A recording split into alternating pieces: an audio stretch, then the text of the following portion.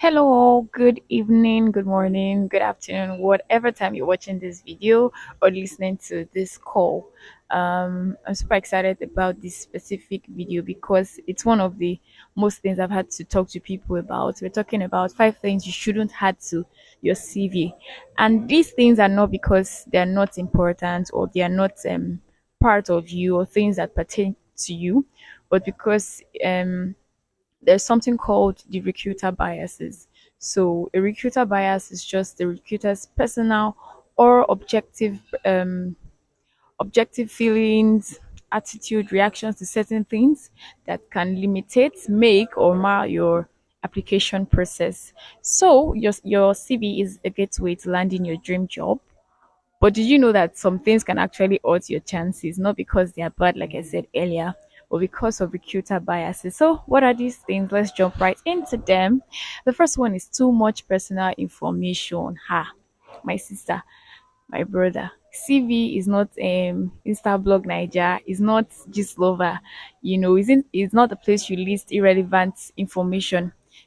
Things like your age, your marital status, your religion, or even your specific home address. It's not really needed because, for instance, let's say I am 25 now and I'm applying for a job of a senior manager. The recruiter may have a bias and say, oh, 25 years old girl.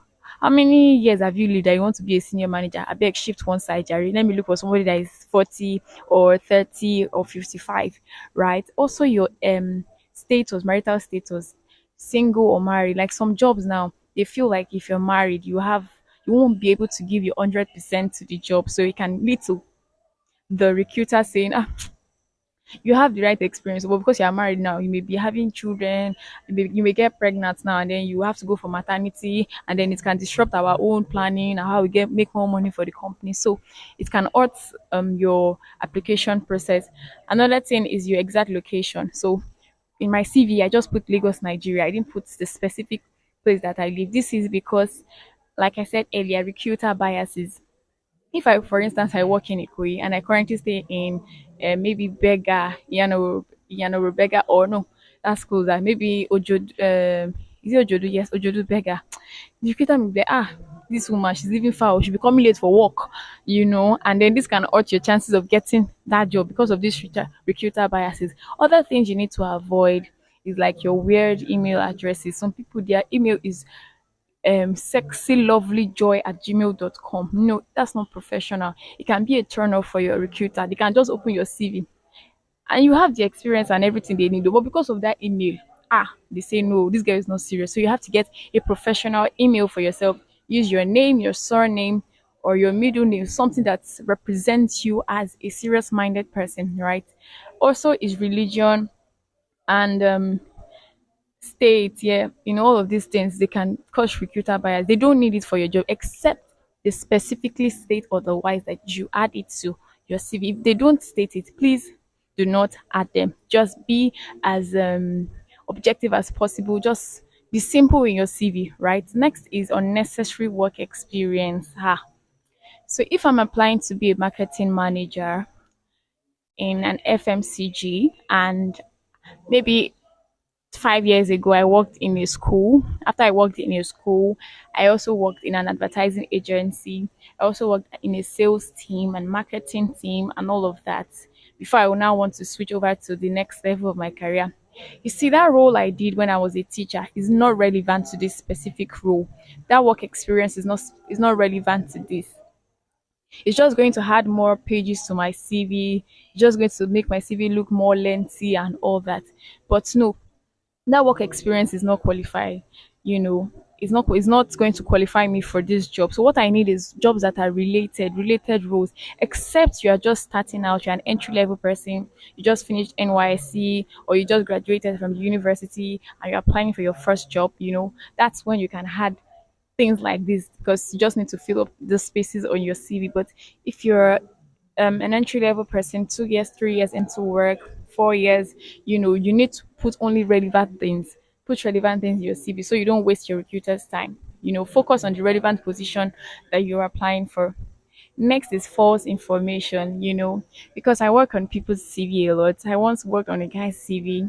He told me he worked with this company in the States in Nigeria. And I was like, oh, what did you do in that company? And it was just beating about the bush. I was like, see that you can't remember what you did in that role. It was like, no, that is not as if he does not remember, but because that is just lying in the CV, like it has not worked anywhere before. That's why I said, no, no, no. You cannot put false information on your CV.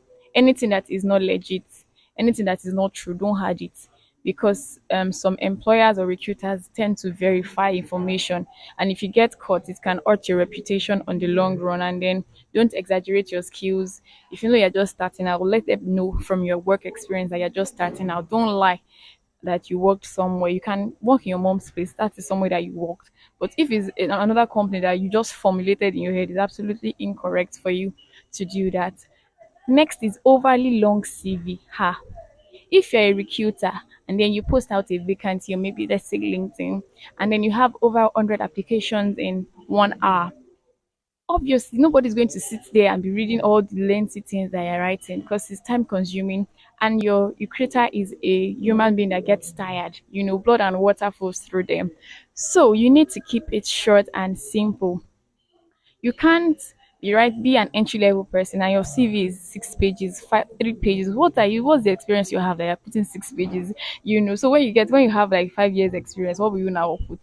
So and your recruiter spend like maybe 6 seconds on the CV. So don't make your CV go beyond 2 pages. Summarize everything as briefly as possible. Put only relevant things. Things that are irrelevant, just take it out.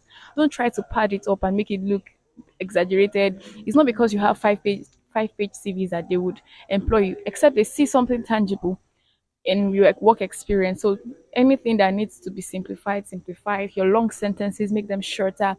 Things that should be in bullet points, don't write them in paragraphs so that you can save space and pass on the right information. The next one, which is the last on this list, is generic CVs, right? And you see, I as a person, I don't have one CV. I work in marketing and comms, and so I can work in various departments. I can work in PR, I can work in content strategy, I can work in copywriting, I can work in some media or media related institutions. So I don't have one CV. If I want to apply for a brand manager role, I have to tailor my CV for that specific role. Imagine you have an O1B party and you share Ashwebi for everybody. That means everybody has a CV. But the Ashwebi you wear to the burial. It's not the Ashwebi you went to a marriage ceremony. So your CV should be tailored for the specific role you are applying for.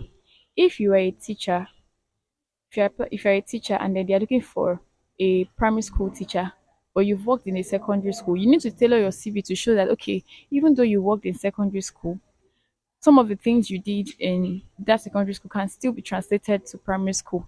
Or maybe I should do primary school to secondary school. That sounds better. Don't send the same CV to multiple employers.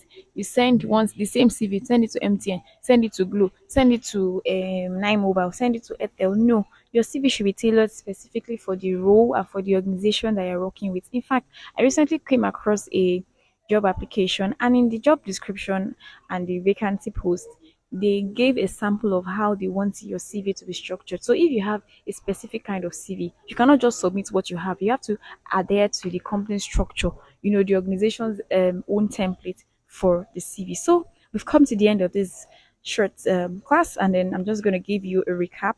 So the first thing is don't overshare personal information. Next is only include relevant experiences. Next, always tell the truth. The fourth one, keep it concise. No more than 2 pages, people of God, please. And last but not least, tailor your CV for every application that you submit. I hope with these points you'll be able to go back to your CV and remove irrelevant parts of it that may hurt or affect your chances of getting your next job. See you at the top. Bye, guys.